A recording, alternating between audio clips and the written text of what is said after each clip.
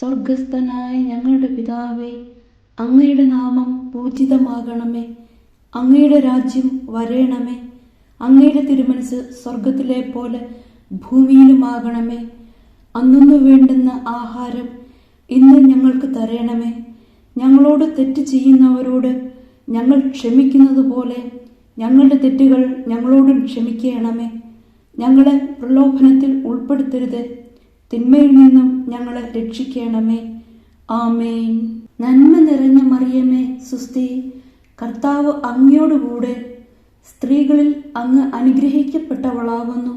അങ്ങയുടെ ഉദരത്തിൻ ഫലമായ ഈശോ അനുഗ്രഹിക്കപ്പെട്ടവനാകുന്നു.